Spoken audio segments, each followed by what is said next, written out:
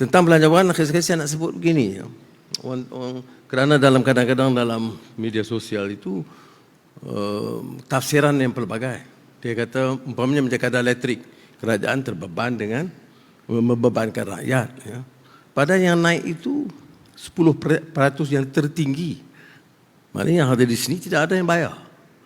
Tidak ada peningkatan kadar elektrik. Maknanya subsidi diteruskan.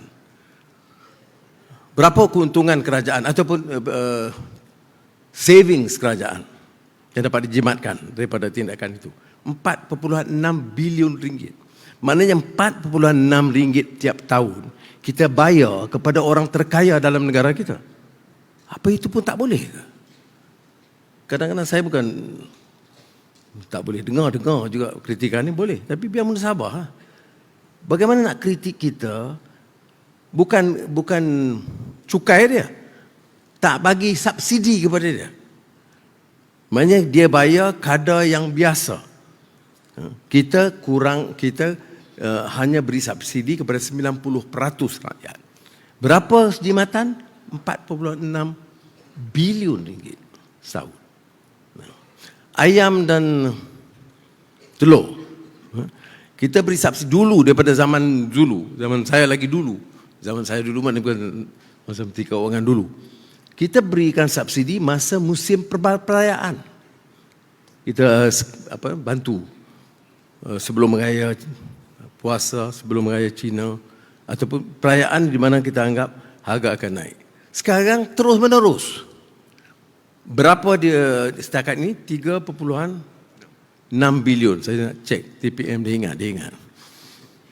36 bilion ringgit subsidi. Tetapi sekarang minggu lalu dengan minggu ini harga pasaran ayam itu lebih rendah. Jadi kita duk bayar di atas. Jadi sekarang ini cadangan kita apungkan. Kalau betul ada masalah itu kita hadapi. Kerana kalau subsidi berapa sekarang satu tahun? 81 bilion ringgit. Subsidi tertinggi di dunia. Walaupun saya dikecamkan, dia kata bila kita jadi kerajaan, hari ini minyak turun esok. Tapi saya dah sebut di Parlimen. Masa saya sebut itu 2008, saya dalam Pakatan Rakyat bersama DAP dan PAS, jangan lupa, itu keputusan UMNO tak termasuk itu belum. Masa itu harga minyak di Arab Saudi 50 sen.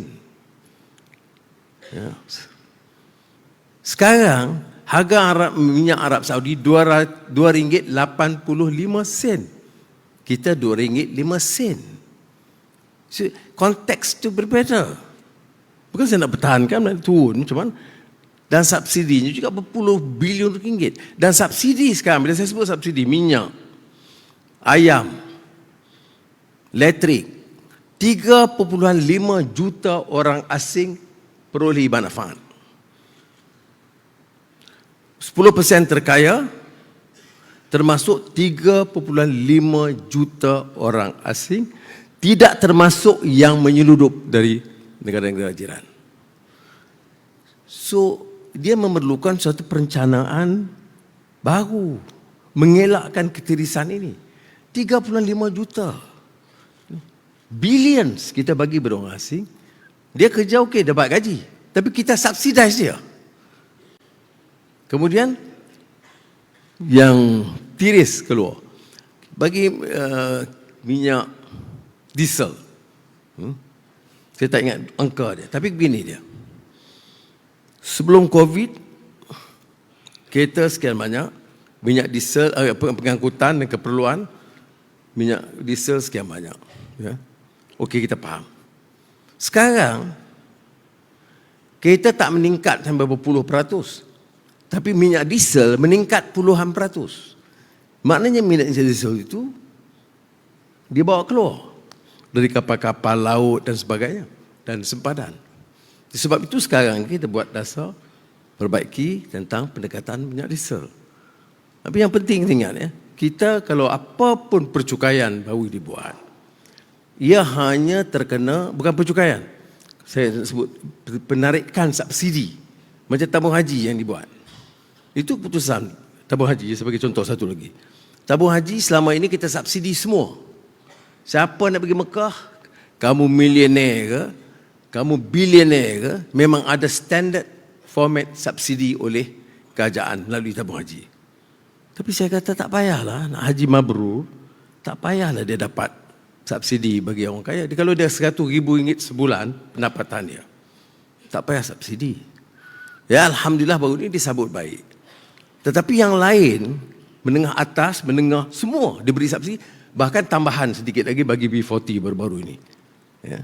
Jadi, saya tak fikir itu salah. Tapi kalau ada orang yang anggap itu salah, bagi tahu macam mana nak perbaiki lagi. Setakat ini, Alhamdulillah tidak ada bantahan daripada orang yang dia malu lah, dia pendapatannya RM500,000 sebulan.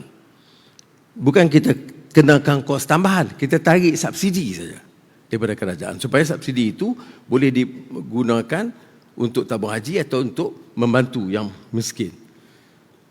Dan baiknya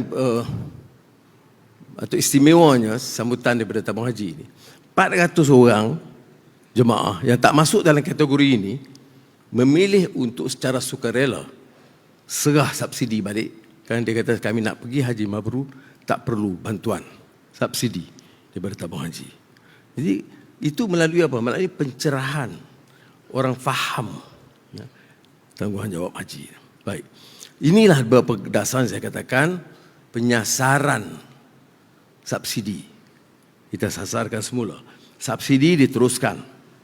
Nak potong tak boleh kerana harga akan melambung dan rakyat di peringkat bawah terkesan. Jadi subsidi akan diteruskan. Tapi mesti ada penyelarasan supaya yang maha kaya jangan diberi subsidi, orang asing dielak dari mendapat subsidi, dan subsidi itu bagi pembayar cukai ataupun rakyat yang memerlukan.